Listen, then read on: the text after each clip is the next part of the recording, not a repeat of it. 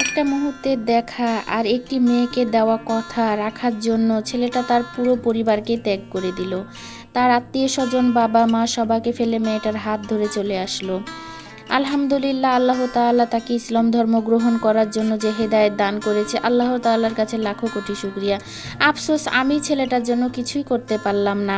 আলহামদুলিল্লাহ, আল্লাহর কাছে আশা করি ইনশাআল্লাহ আল্লাহ যদি চায় তাহলে একদিন ইনশাআল্লাহ অবশ্যই পারবো।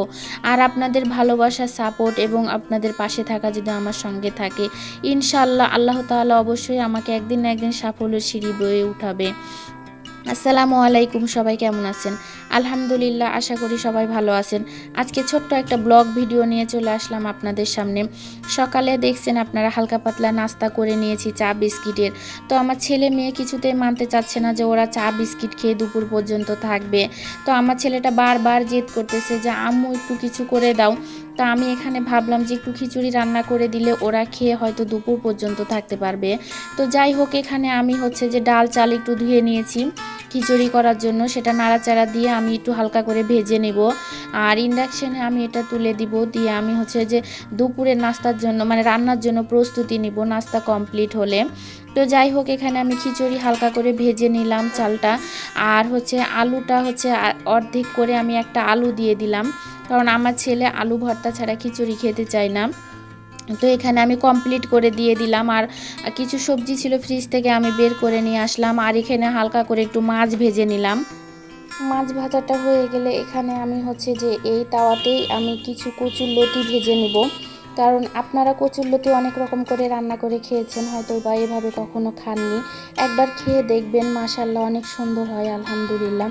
তো বাজারে কিছু লোক বসে আসলে প্রতারণা করার জন্য কয়েকদিন আগে আমি একটু মাছগুলো নিয়ে আসছিলাম, সেখানে আমাকে অনেকগুলো মাছ পেট পচা দিয়ে দিয়েছিল।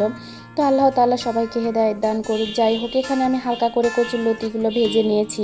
আর এখানে আমি হচ্ছে যে কড়াই বসাই দিয়েছি, আর সেখানে একটা পেঁয়াজ কুচি দিয়েছি, আর হচ্ছে যে হাফ চামচ মতো কালো জিরা দিয়েছি, আর আধা চামচ মতো হচ্ছে যে হচ্ছে আস্ত জিরা দিয়েছি, পরিমাণ মতো তেল দিয়েছি, দিয়ে এটা আমি একটু ব্রাউন কালার করে নেব। আর এটা যখন ব্রাউন কালার হয়ে যাবে তখন আমি এখানে আদা রসুন বাটা দিয়ে দিব।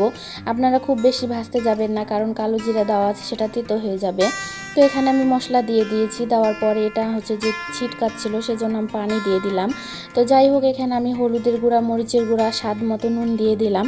এখন মশলাটা খুব সুন্দরভাবে কষিয়ে নিব। এইভাবে যত কষাবেন তত টেস্ট হয় তরকারি। তো এখানে আমি হচ্ছে কাঁচা দুধ ছিল গরুর, সেটা আমি 2 চামচ মতো দিয়ে দিলাম। আর হচ্ছে হাফ চামচের কম আমি চিনি দিয়ে দিয়েছি, দিয়ে মশলাটাকে খুব ভালোভাবে কষিয়ে নিব। এটা যত সুন্দর করে কষাবেন তত সুন্দর হবে। আপনারা সবাই জানেন যে তরকারি বেশি কষালে বেশি টেস্ট হয়। তো যাই হোক, এখানে আমি পরিমাণ মতো এখন পানি দিয়ে দিব। এখানে পরিমাণ মতো পানি দিয়ে তারপরে কিছুক্ষণ ঢাকা চাপা দিয়ে রাখবো। তো যাই হোক, এখানে আমার কষানো হয়ে গেছে প্রায়। আর এখন আমি এখানে হচ্ছে পানি দিয়ে দিচ্ছি। এখন আমি কিছুক্ষণ চাপা দিয়ে রাখবো। আর হচ্ছে যে আমি যে মাছগুলো ভেজে রেখেছিলাম, এটা বলক উঠলে আমি মাছগুলো ওর মধ্যে দিয়ে দিব। তো এই যে আমি মাছগুলো এখন এর মধ্যে দিয়ে দিচ্ছি। আর এটা মাছ দেওয়ার পরে বেশিক্ষণ রাখা লাগবে না, এটা 20 থেকে 25 মিনিটের মধ্যে রান্না কমপ্লিট হয়ে যাবে। তো দেখেন, এখানে প্রায় আমার রান্না হয়ে গেছে। আপনারা যখন বুঝবেন যে ওপর থেকে ফুটফুট করে বলক উঠতেছে, তেল ভেসে, তখনই বুঝবেন হয়ে গেছে। তো আমার ভিডিওটা ভালো লাগলে সবাই শেয়ার করবেন এবং লাইক এবং কমেন্টস করে জানাবেন।